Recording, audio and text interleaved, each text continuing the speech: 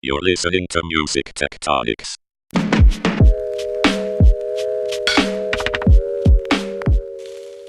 Welcome back to Music Tectonics. I'm your host, Dimitri Vitsa, the founder and CEO of Rock, Paper, Scissors. Music Tectonics is a podcast where we explore what's going on beneath the surface of music and tech, looking at the innovations that are transforming music and all the interesting ways that's happening. So many things have been going on, and we've been keeping an eye out on the video game world and how that overlaps with music. And today's guest is Karen Allen. How are you, Karen? I'm great. Thanks for having me. So great you could take time. You're out in LA. You've got this new Twitch channel called In Rotation. And so we're going to talk today about how people can use Twitch and how people are using Twitch to engage with musicians, music fans, how it works with live streaming. And that's what In Rotation is, right? It's your channel where every stream you feature another artist. Right. I saw a real need for artists to be able to explore on Twitch without having to go through the months long process it takes to really understand what to do on Twitch. So I have gone through the months long project of trying to figure out how all this works. And I thought I would just make it easy for people who wanted to give it a go and see if it was for them or not. Perfect. And if they do, then I'll help them create a channel. And if they want to do a one-time promotion, that's great too. Awesome. So we're going to dig into all the ins and outs of live streaming, musicians live streaming on Twitch, and the context of that, as well as the whys and the hows. But let's talk about where you came from first and how you got into the Twitch music space. I know you have your own consulting practice, Karen Allen Consulting, as well. Give us a little backstory here. Sure. So I've been consulting for the last 10 years or so. And what I generally do is work with startups that have a solution for the entertainment industry. It's been a lot of music, but it hasn't been exclusively music. And by solutions, it could be a consumer focused app, it could be a marketing solution, it could be a data solution, it could be anything that is sort of B2B to the entertainment industries. So I've been very fortunate that I've had a nice sort of um, broad roster of clients over the years, and I'm just sort of naturally interested in how technology is changing the entertainment industry and how it makes things, better for fans and how it gives creators more power over what they're doing and more potential to earn. So through that, I just sort of keep an eye on everything, whether it's VR or live streaming or um, anything that is new and interesting that kind of works on the edge. That's kind of where I live. What are So some of the areas that you were in the past that you were looking at and involved with? I was looking at VR pretty closely for a long time. It's definitely a little more mature now. When I was looking at it, it was very early on, still very expensive to do anything. There were some opportunities for music. Um, the only one I've really seen take off, which is brilliant, is Beat Saber. I'm a huge, huge fan of Beat Saber. It's basically a rhythm game, and you use swords, like lightsabers basically, to strike at boxes rhythmically to music. And it sounds silly, but it's really, really, really fun and super addicting. And it's actually very physical. So people have lost weight doing it. Wow. Um, I know it's really interesting. And the guys who run it, it's a couple of game developers and a game composer who put it together with zero investment and just kind of took off. Like they put it out and they were selling, a couple $1 million worth of games a month for a while there. Uh, I love how it mixes in so many, gaming, music, and health, physical health, all in one. yeah, it's a lot like Rock Band. It's really fun in that sense, but it's a lot more simpler than Rock Band, and you can play it by yourself or competitively. So it's been a massive hit for them. But beyond that, I've seen some really good ideas. I haven't seen a lot of amazing execution. So I'm still interested in all that stuff. I'm interested, I think, a little more in the super experiential VR stuff where you actually go into a whole different world and there's a whole physical aspect to it. Some of the stuff that they're doing, where they build out actual sets that you can touch and feel and play with, and they sort of map the VR world on it. That's really fascinating. So, I yeah. feel like, Karen, I feel like we're like in this transitional phase where people are building things that are kind of like virtual or augmented analogs to other existing experiences, and that we're trying to get to this place where the types of experiences that people will be creating and having in music, in VR, AR, are not things that we can yet perceive fully. You know, like people are trying to rebuild stuff in virtual spaces, and we're trying to get to the space where it's a whole different type of experience. And it's just hard to get there when the hardware is, not as accessible, and people can't quite conceive of what it is they're going to experience. Yeah, I mean, I think a lot of the early music stuff on VR was just sort of recreating concert experiences, and I don't think that's enough. I don't think that's really compelling, honestly. Um, I mean, I've people were doing this 10 years ago, through various ways, and it wasn't compelling then either. Right. And I think what's really important to understand with any new medium is you have to understand what it delivers that no other medium can. And then you've got Right. to chase that. Right. And I mean, I recall the very early days of the internet, we were trying to, put up a record store scene and you could click on all the things in the record store. And that didn't last. That wasn't fun. Over time we found out, oh, this is the strength of this medium. And this is how we play to the strength of this medium. So this is what we should build for it. And out of that came social media, which is Mm. unlike anything we've ever done ever. Yeah. For good and for bad. But it's unlike anything we've ever done, and it's completely changed how we market music and how we advertise to people, how we reach people. Um, and because we understood it was different after a while, and it took a while to get there. But I think VR is going to have the same sort of awakening where it's not just about creating worlds; it's about creating entirely different experiences that you simply can't do other places. So you were digging into the VR world and keeping an eye out on other things that were going on, which led you down this path towards Twitch. But before we get into what you're doing with In Rotation, what led to the rise of music on Twitch? So I'll back up a little bit and say that I got into live streaming about 3 years ago and was even doing panels on this at Meetum and South by Southwest and really talking about it as early as 2016. I discovered YouNow, which is a live stream platform that is mostly teenagers, and then Live Me sort of bubbled up after that. And this is when Periscope was still kind of a thing, had still come out pretty recently.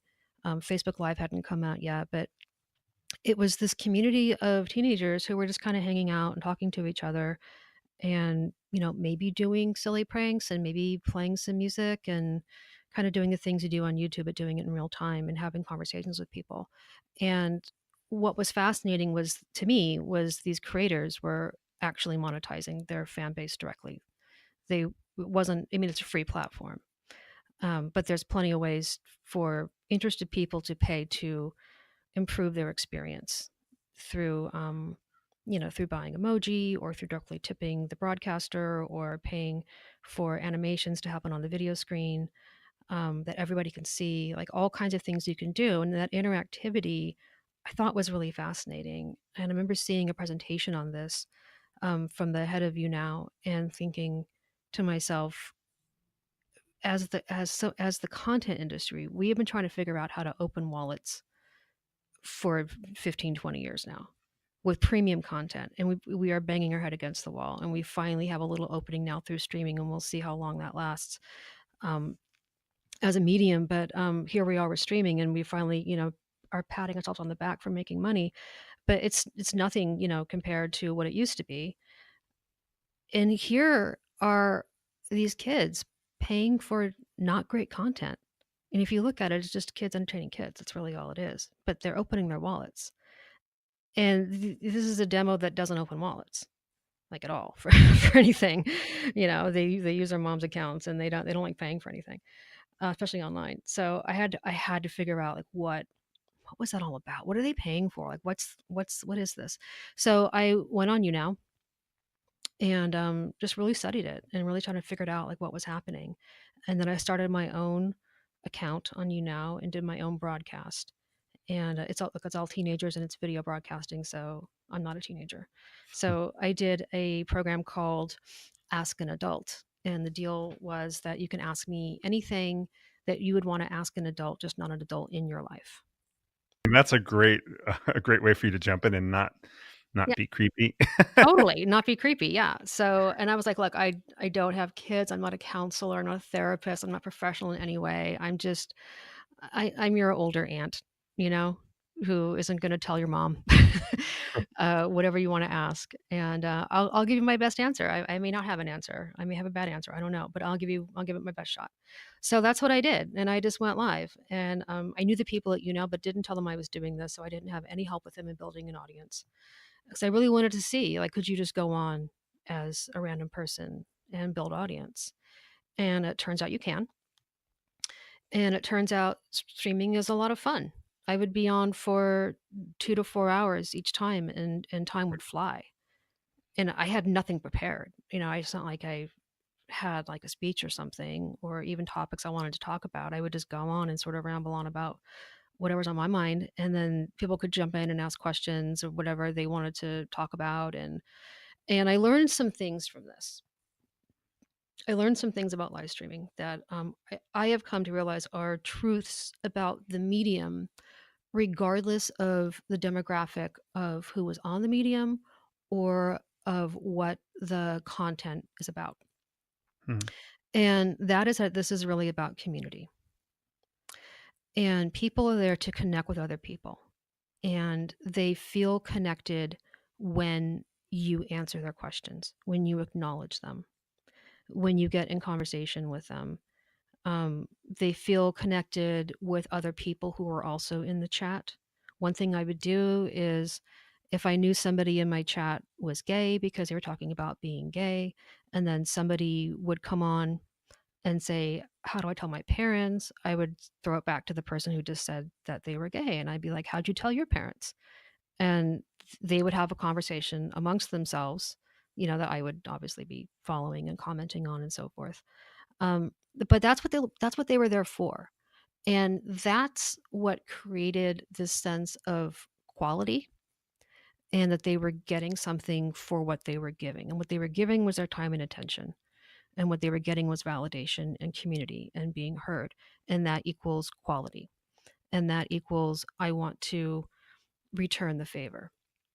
The best way I can explain this to people in the music industry is when fans say, I don't want to buy the record. That's kind of a dated way of saying it, but I don't want to buy the record. I don't want to pay for Spotify. I don't want to do all this stuff, but I will go see the band live and I will buy the t-shirt. I want to support the band. The band has given me a lot musically and I want to support them, but I don't want to play the game of the system. It's that same reciprocity that the teenagers and you now felt with the people who were creating content for them. And it's also that they had a very easy way of doing it that was fun for them. So there was like really low engagement ways of doing it and really high engagement ways of doing it. So like a low engagement way is I can spend the virtual currency that I bought on YouNow and I can buy a virtual gift for the creator.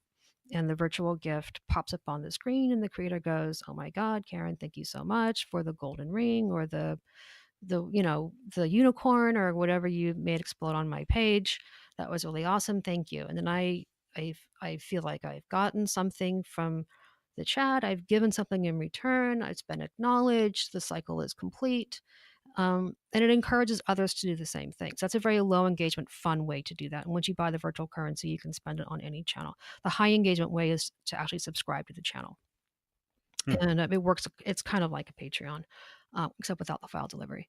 And you subscribe for different levels, $5, whatever it is per month, and then you get certain perks in the chat, and from the broadcaster. And those are the two ways of doing it. And people do it. I mean, it's amazing to me. If you think about your Patreon, and as if you're an artist and you've got 100% of your fans right across all socials, and then of that, say maybe 20% of those are actually maybe on your mailing list, and of that 5% actually subscribe to your Patreon. That's a pretty steep funnel. I'm making numbers up, but that's probably pretty accurate across, all your fan touch points across the board. Like only 5% are going to actually cough up like $5 to $1 a month, whatever it is. But it's completely different when you're live streaming and people feel like they have a direct line to you, and You're not just some person on a page who's promising a file at some point, you know? And that's one more subscription I have to do. Like the subscription is entertainment in itself. And that's what was happening on YouNow. So that was fascinating to me. Um, I started looking at Twitch a little later because there was a whole community actually around the same time I was looking at Twitch too for music. So I've been friends with some artists on there for a few years now. And I just started watching them. And they were really fascinating because these were artists that you've never heard of. I mean, they have a record on TuneCore, like everybody else does, but it's not like they're signed. It's not like they're playing necessarily in clubs. It's a lot of hobbyists. Um, I mean, maybe some people are playing out, but not much. It's just people kind of hanging out and doing their thing. So they're truly starting from zero, and they're able to build audience on Twitch. And And Twitch, were they associated with video gaming at all, or they were literally some, just not all, no. yeah. No, Twitch in itself is this huge phenomenon. Obviously, it's a gaming platform. People go on there to live stream their games, their gaming. You can play games with them if they allow you into the game. Um, it's hugely popular, just like esports is hugely popular. People why are asking, why would anybody watch anybody play a game? It's well because you like that game, because you like the community around that game, because you're looking for tips, and cheat codes and all kinds of things. Because it's fun to ask someone who really knows what they're doing with the game, like how are they doing that. It's fun to talk with other people, and it's kind of like what Ninja said on Jimmy Fallon. He's like, why do you watch pro sports? You could just go to the local park and watch someone play sports. Why would you watch pro sports? Because they're good. And it's fun to watch someone who's really good. And if gaming is your thing, then, this is the reason why stadiums fill up for, Dota 2 tournaments. So that's what's happening on a very like large scale level at Twitch. There's I think 50 million daily active users, something like that. And I would say 90% of that probably is gaming. Um, Did you see a moment that led to the rise of music on Twitch? Was it gamers that were also musicians that first started to do that, and then other musicians saw it and they weren't necessarily known for gaming but decided to use that platform, or was it totally organic? I've been Had going to nothing say it's totally organic. I you really would say think it's that? totally organic because there's plenty of musicians I talk to now that have never heard of Twitch. Right. Yeah, who literally I'm giving them a lesson in Twitch. They don't know what it is, or their kids use it, or they're like, "Oh yeah, my friend games on that. Why is that relevant to me?" It's completely organic, and it goes back to this community.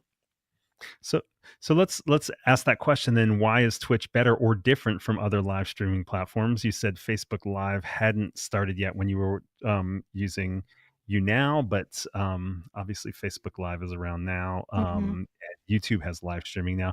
What's different about Twitch that make it good for live performance and live streaming? Well, a few things.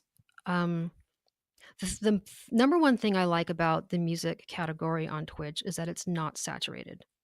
So it's pretty easy to get found by viewers, and it's almost impossible to be organically found on Facebook or YouTube.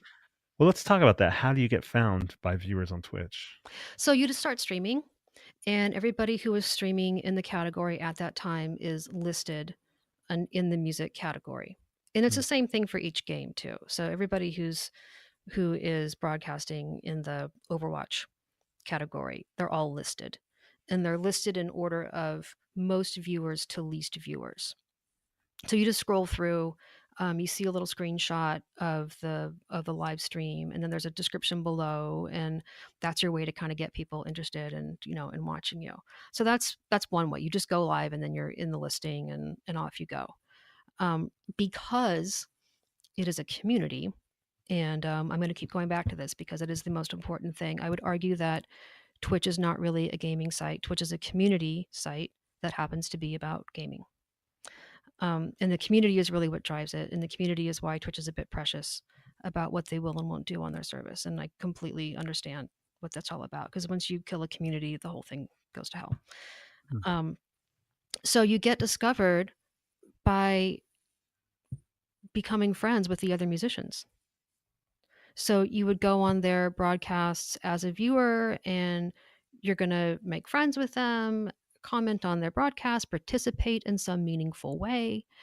Um, and then they'll discover you at some, they'll go, oh, it's this person broadcast too. I'll go check them out when they're live, because there's only, I don't know, it's only probably like, there's less than 100 broadcasts, I would say, going on at any given time.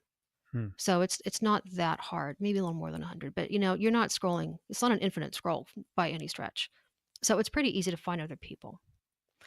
When you are done broadcasting, you can do what's called a raid. So you can raid someone else's channel with all of your audience members. Hmm. And it says so when you raid somebody. It says so on their broadcast. So and so is bringing in 30 people for a raid. And then the broadcaster goes, oh my gosh, this person is awesome and brought me 30 people. How great is that? And then you stay on for a little while after the raid and say hello to all their fans. And if the broadcaster is not a total jerk, which most of them are not total jerks, they will make some conversation with you. They will say, hey, check out their channel. At this point, they don't care because you're not streaming, so no one's competing for the time, right? It's over. And that's sort of how you do it. And then if they're done and you're broadcasting, then they can raid you with their audience, and it kind of grows from there. I've It's like a seen, thumbs up, but with a whole posse. yeah, yeah, and I've even seen some of the broadcasters, some of the music people, do collabs the way that YouTubers would go on each other's videos and record videos together. I've seen them do streams together.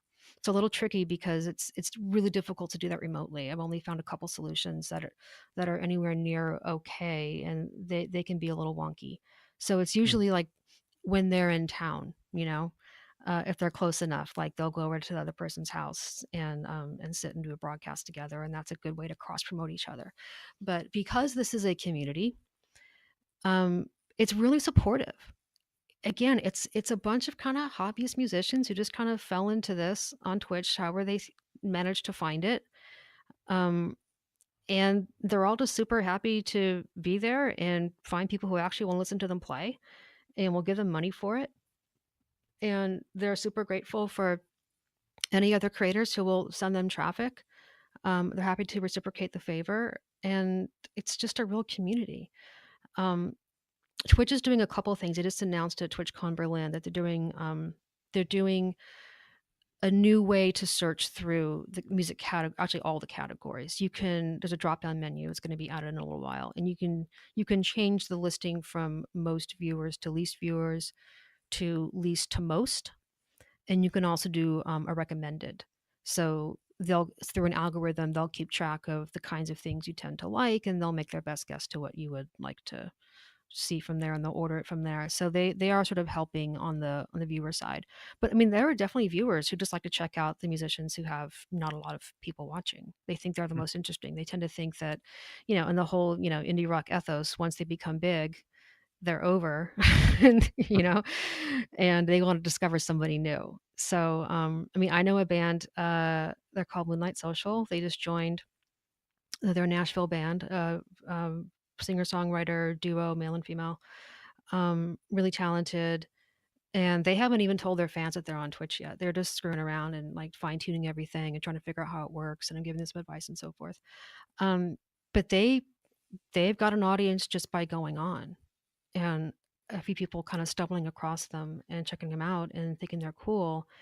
And they do it because they pay attention to their audience. They pay attention to Hmm. people who are in the chat, they respond to them, and they'll give things a shot. So like cover songs are really popular on Twitch because people like to hear things they know. And of course, these are not artists anybody knows. So covers are really big. And they're really cool about just trying stuff that they might not even know. Like I was on a session one time with these guys, and people in the chat were just throwing out 90s rock songs. And some they knew and some they didn't. And the ones they didn't, they were like, wait, hang on, I can get this, I can get this. And they try it and kind of eke it out. And it was just so fun. It's just so fun to do that. And it makes you just really like these people and want to come back. I get the sense that you're saying that the discoverability is one of the big differences between Twitch and say Facebook Live, where you kind of have to have your own community, or it kind of augments through friends of friends on Facebook Live or friends of followers. And YouTube, it's got a similar kind of word of mouth, but you're saying that on Twitch, it really feels like there's a lot of discoverability there. Are there other? There is, even just to discover any random broadcast. Like, I challenge you to go on Facebook Live and try to find out where all the live broadcasts are happening right now. I Mm, challenge you to go to Instagram Live and try to figure out what's the listing of everything that's live right now. It doesn't exist. right. You have to have followed someone to get notified when they go live, Mhm. you know? And then even when you do that, the monetization is the next big thing. It's crap. It's really, really crap. So before we talk about monetization, I want to ask you, is Twitch better suited for certain music styles over others, or do you see certain pockets of energy based on genre or things like that? This is the really interesting thing about Twitch. You would think it would be like a lot of EDM because it's gamers, and some of the 24/7 radio style streams are, and there certainly are some DJs who go on there and just spin, and mix, but I would say it's mostly singer-songwriters. Hmm. It's mostly things that you can plug into your laptop and do with a few people or one person, and that, comes down to a lot of singer-songwriters. Sometimes it's, kooky people who plug in their keyboards and do video game music, and, some people just play over sound recordings, which I think is a really weird thing to watch, but people seem to enjoy that. Literally, there's a guy who just, he just kinda rages on his guitar over, like, Van Halen songs and stuff and does, he does his riffs and stuff. I'm like, "Alright, man." And it's Hmm. just him, and people love it. He's like a really fun personality, and he makes it like, I'm a rock star, and it's really great. But there's that. There's a guy on there who just raps. He's a really good freestyle rapper. Um, White guy with a beard, looks kind of like a biker. But he's a really good rapper. And he can freestyle just about anything, and he works people's names into the raps, and they're really, really fun. So I've definitely seen that. I every so often I'll run across an artist that I think actually like, could commercially make it outside of Twitch, but I would say like 95% no. And it's not the point, honestly. Hmm. Not all of them are there to make it huge in music, and some of them just want to make a living. And you can certainly make a living. Like if you stick with it and you're consistent and you understand how the whole thing works and what you're actually doing there and how to serve your audience. Yeah, I mean, you can definitely pull in, 3 to 10 grand a month for sure. Well, so let's talk about that. How does the monetization on Twitch work? So it works a lot the way that I said before. Um, you can you have to get to a certain level in Twitch before you're able to monetize on Twitch. So by level, I mean a certain number of average concurrent viewers per stream. You have to have a certain number of followers, and following is free. But a certain number of followers. You have to have broadcast for a minimum number of hours per month. There's bunch of things they want to know that you didn't just do one broadcast and now you want to get paid. It's like their accounting can't support that. So once you hit that level, it's called affiliate. And once you're an affiliate, you are able to charge subscriptions, and the subscriptions are $5 a month, $10 a month, and 25. Technically 4.99.99, but let's just say 5, 10, and 25. Um, and you can set what you want to do for each one of those tiers. Generally, it's more emoji. So emoji is a really big deal in the chat. People like using emoji. It's how they dance along, it's how they sing along, it's how they applaud, it's how they crack jokes. It's, as much as you would do it on your mobile, like that's how important emoji is in the chat. So if you are an affiliate, you can start making custom emoji, and your subscribers will be able to use that custom emoji, and that's a kind of a big deal. And you can get really creative with that. Like I've seen people who have songs that go like TikTok in the songs. They'll make an emoji that says TikTok. So when they play that song, the TikTok emoji just like is completely spammed throughout the chat, and it's really fun. You can also make those emoji kind of explode up on the screen. So when you have like a lot happening, it just like, it's a huge event. It's really cool. So that's sort of an engaging way. That's a reason why people want to subscribe. When you're an affiliate, your users, your fans are able to buy what's called bits, which is the virtual currency on Twitch. And with bits, you can pay for things called cheers. So you can cheer for people, which is another way of saying you can buy, um, Twitch's emoji. to have an emoji appear on the screen. It's separate from your custom emoji, and it's separate from the free emoji that Twitch offers as part of just the deck. It's like it's other kind of emoji. It's it's like little explosions and stuff, and it's meant to be very cheering in its nature versus kooky. So there's that. So that's what Twitch is able to offer. Then there's a whole other world of what all these third-party software companies are offering. So there's a whole world of apps you can use either through the extensions panel in Twitch or just honestly completely on their own. And that's companies like Streamlabs and Stream Elements. And you can hook up your PayPal account and they will take tips through your PayPal account, and that's free. They don't charge anything on that. And Twitch definitely takes a chunk of your money. On subscriptions, Twitch takes 50%, and on bits and cheers and so forth, it's effectively 30% that they take. You effectively get 70%. I won't go too far on the weeds in the math. It kind of depends on what people buy in. You get 1 cent per bit, but based on what they charge for the bits, it's about 70% split to you. As opposed to if you run all of your tips and donations through Streamlabs or through Stream Elements, they just take the money and send it straight to your PayPal account. They don't take anything for that. So there's been a lot of other apps that have kind of popped up that help kind of feed money going in there. So you can literally make money on day one without being an affiliate of Twitch. The next level up from affiliate, by the way, is partner, and you get more emoji. They're called emotes. You get more emotes, and if you're huge, like Ninja, that has 20,000 people concurrently watching them or whatever, your split on the subscribers becomes more like 70%. So the best you're ever going to do on Twitch is like 70% split. Versus running all your donations through a Streamlabs or Stream Elements, which is going to put the money straight into your PayPal, and that's 100%. So that's how you make money on Twitch. Wow! It's like it's its own economy, own alternative economy It there. is, and you know what? A lot of these artists also have Patreons, and people subscribe to their Patreon, and it blows me away that they will subscribe to their Twitch channel for $5 a month, and then they will also subscribe to their Patreon for $5 a month. And didn't I just say that it's difficult to get your fan base to join your Patreon? Even though you have a lot of fans, the funnel down to actually opening a wallet and opening a credit card, even for $5 a month, can be such like a wall for people sometimes. But if you partner that up with a personal element, something that's very human, and I'm going to play a song for you, I'm going to have a conversation with you, you're going to have fun with my audience, we're going to do this 2-3 times a week, I'm going to take your requests. If you bundle all that together, now it's valuable. Now I'm in it. Now I'm like psychologically I'm in it.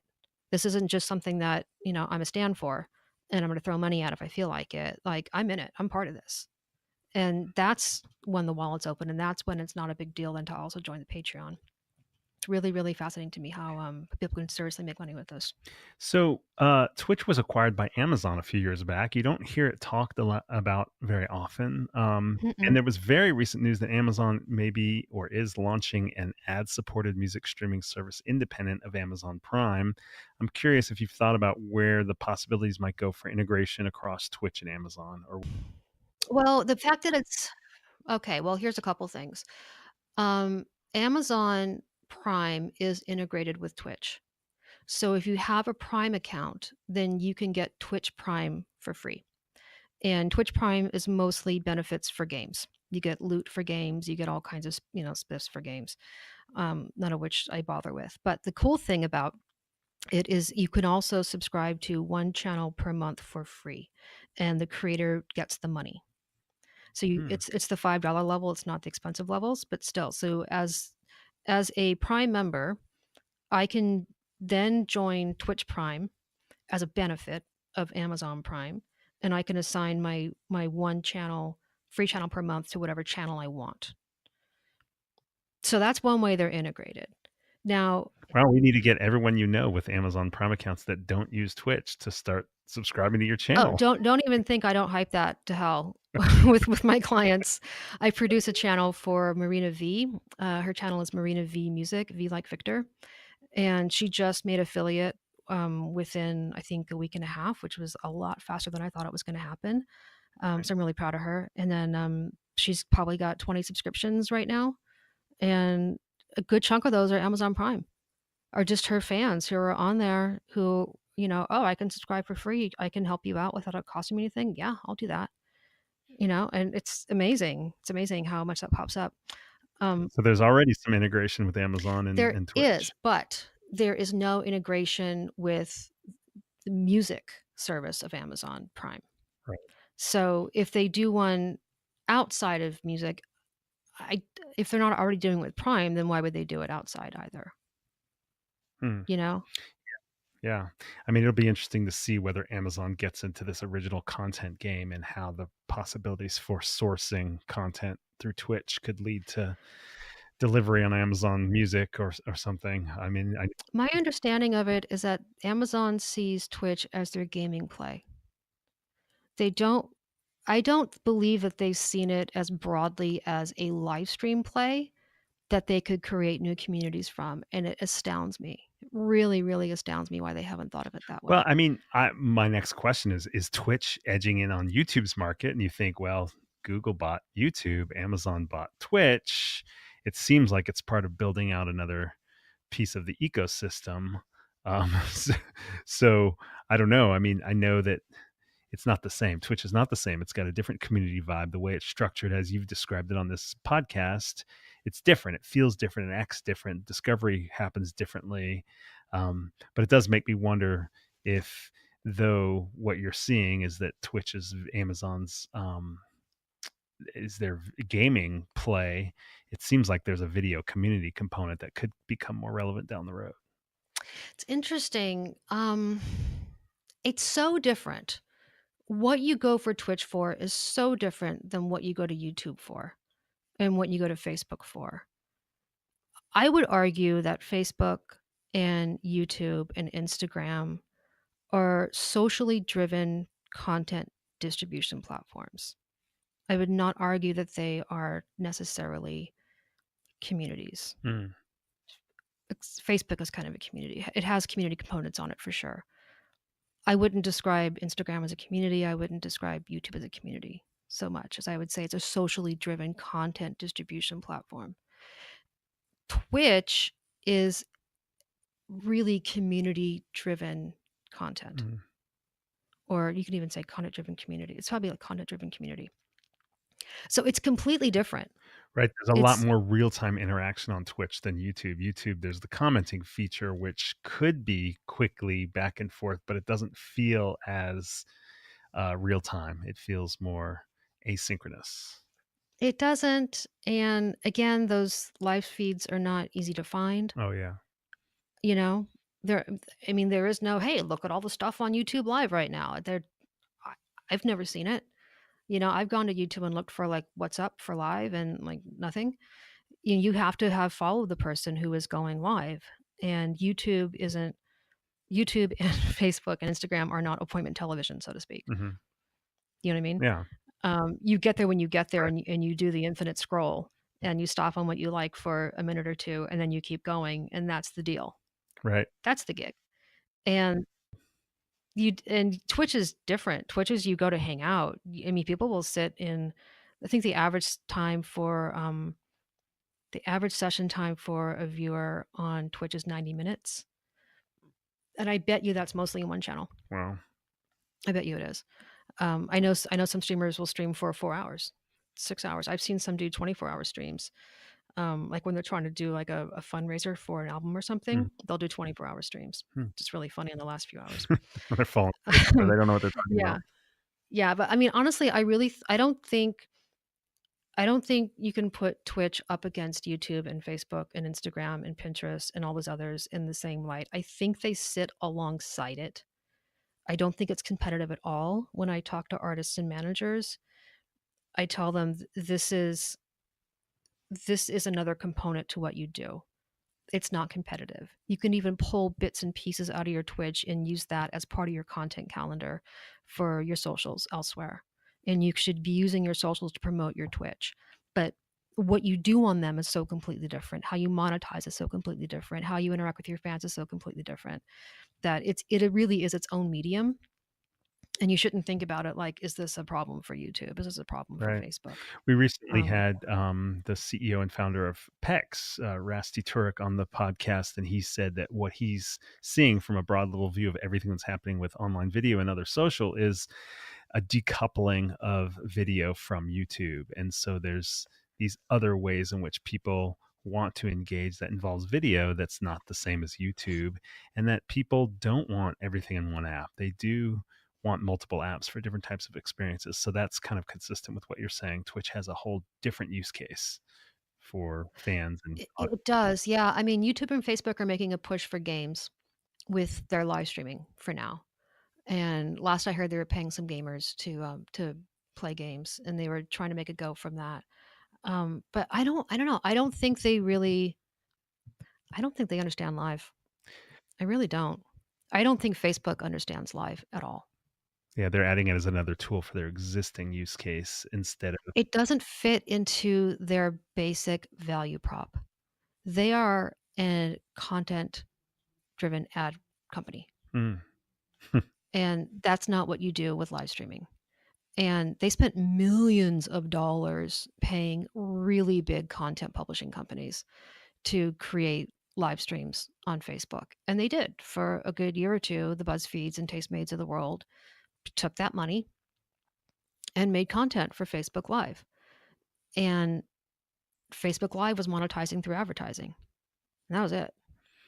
And you're not going to make as much money with an advertiser on a live stream as you are on a VOD that accumulates views over days, weeks, months, where it's worth the money, and you'll make the money over time. Like, you got one shot with a live stream. Once that stream's over, it's not fun to go back and watch a live stream, you know, because it's long.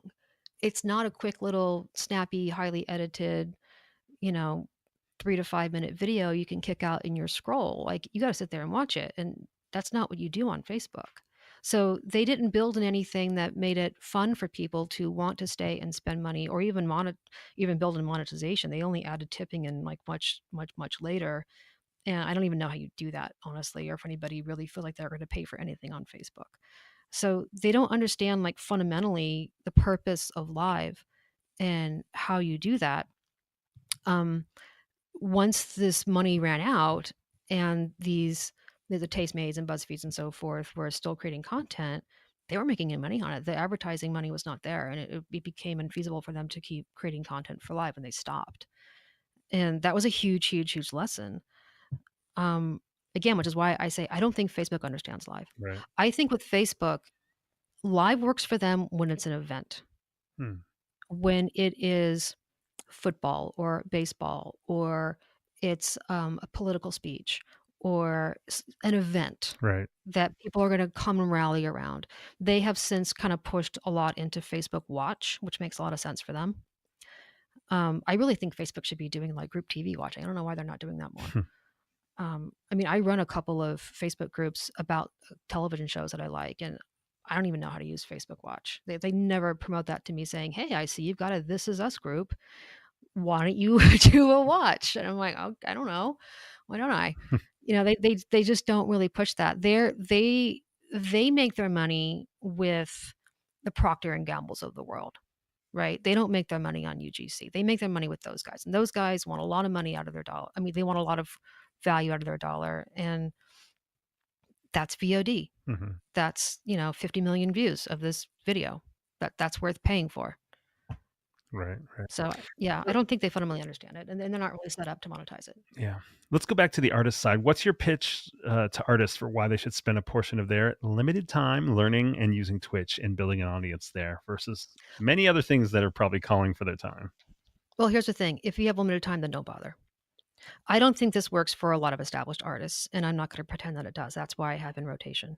They can come on my channel or any other channel they want to pop on. If they're a gamer, then they should jump on a gaming channel, some gamer that they like, and they should do a promotion there. And they can set up their Streamlabs and make their money if they want to monetize. If that is going to work with their label deals or not. But I don't think this works for Ariana Grande. I don't think this even necessarily works for the Pixies, honestly. Hmm. Um, if you are out there and working consistently, like, you don't have time. You can't pay someone to do your Twitch the way you can pay someone to do your Instagram.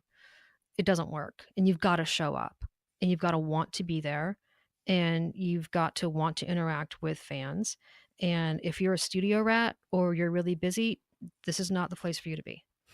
You should just jump in once in a while on a channel like mine, or again with a gamer and do one-off promotions and call it a day and find something else to uh, to build your fan base with, because it's just not how it works. And it's going to be a waste of your time. You're going to get very frustrated, and so are the fans.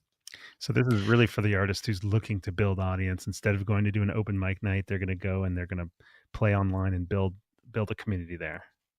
Yeah, honestly, I think if you're really going to do it, you got to commit for 2 to 3 hours per session, 2 to 3 days per week. That's the commit. Wow. Yeah, and that's the way that you build audience over time. That's the way that money adds up over time. It's really the way to do it. And again, I know artists that make six figures doing that. Hmm. Like, they do well, you know?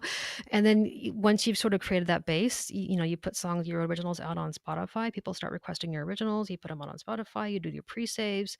Kind of becomes your launching pad for everything else, because this, you sort of have what everybody's looking for, that we've all been told, is sort of the Valhalla of creating a music career, is to have dedicated fans. And this is a way you can actually create dedicated fans.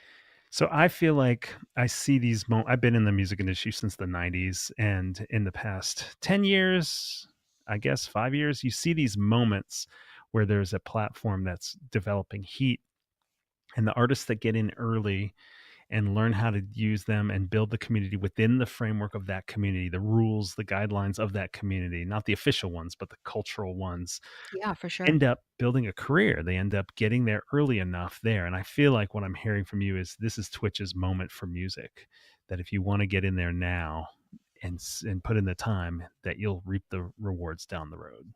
The potential is certainly there. It certainly could be an all boats rise situation. I mean, I would say that's true for any social network that eventually takes off. The ones who got in first kind of got a foothold on audience, and they became more popular as the platform became more popular. This is definitely a time where you can do that. Um, but you're completely right that there are a lot of unspoken rules about the community. And I mean, the biggest rule is don't be an asshole. Don't be a grubby asshole, I was looking for one of because those it's a community. monetization platforms where the more I was an asshole, the more money I could make. People don't mean to be assholes. They just are. You go on and you just see dollar signs in your eyes. Like, "Oh, I'm going to do this then." And you know, you can't just walk into a room full of people and, start like spouting off your shit. Like, you have to make friends with people and walk around the room and, chat them up a little bit. And like, otherwise you're the asshole of the party, Hmm. and nobody will raid you. Nobody wants to watch you. It's a whole thing. Like, as much as I stand on my soapbox and talk about Twitch to literally anybody who sits still long enough, unfortunately for them, um, I'm also extremely protective of it. I'm really protective of it. And I spend a lot of time figuring out, what are these unspoken strategies, and what do you do, and how do you not be that, raging asshole at the party, um, who comes in and eat all the Cheetos and drinks all the beer and then clogs the toilet and leaves. Like, don't be that guy. Don't be that guy. Be the guy who brings the beer. Be the guy who puts more Cheetos out. you know? Awesome. Bring the guy who tells the host that the toilet paper's all gone. Like, be that guy. Be that guy. And there's lots of ways of doing that. And that's a way that you're gonna sort of be accepted by the community. Um, yeah, I mean, it definitely could get icky and opportunistic, and I do not want to see that. And part of what I do when I have artists on my channel and I'm advising artists who want to start their own channels is I sort of, give them like this, okay, this is what's happening here. And this is what you're going to do when you're not going to do. And this is how you're going to do it, how you're not going to do it. And, the whole like just be cool thing. Yeah. So if people want to check out In Rotation, how do they go about checking it out? So they would go to twitch.tv/in rotation. And if anyone wants to tell you they're bringing Cheetos or that the toilet paper needs to be changed, where can they reach you? So far, they can reach me at Karen@KarenAllen.us, which is a very unsexy email It's address. descriptive, though. Yeah, I've still got one foot in the consulting, in the startup consulting business, and another foot in this whole Twitch thing. So I haven't totally rebranded myself as in rotation, but Karen@KarenAllen.us is pretty fair for reaching me. Just so you know, the kind of artists I'm looking for are the kind of artists that have audience, because I don't do my own. I'm not my own creator. I have found that my channel, the audience is very artist driven. So there will be some who will come through because they're just followers of my channel, or they're just looking for something new, or they saw that was interesting. But most of them will be um, fans that artists themselves have brought in. So if you can bring in between like 50 to 100 people, that's a party. We're fine there. You don't need to bring in 500 people. Like 50 to 100 is totally fun. You'll have a good time. You'll get a sense of it. You might make some money on it. If you can bring in 500, that's amazing. You'll definitely make money with that. And it's a lot more fun than just doing a concert window for sure. And you'll get a sense to see if you want to be part of Twitch or not. But again, because I keep switching out the artists, it's and I don't necessarily at this point stick to one genre. I had a rapper, I had the Fantastic Plastics on. They're kind of like a Devo style band. I had a singer songwriter from Nashville.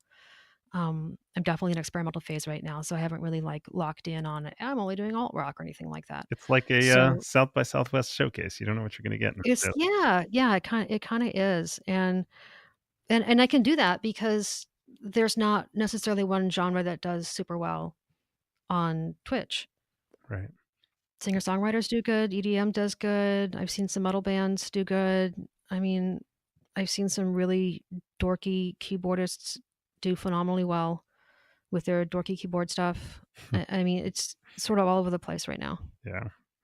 Well, and if people want to meet you, they can come to the Music Tectonics Conference, which is taking They place could. October 28th and 29th in Los Angeles. You'll be speaking there. We're still tweaking what the exact panel, how it's going to be framed, but come meet Karen at Music Tectonics, and you can sign up for a newsletter of Music Tectonics so that you can keep updated on all these podcasts and on our blog and news about the conference. And you also get a discount to the conference, somewhere between a $50 and $100 discount, depending on when you register for your badge.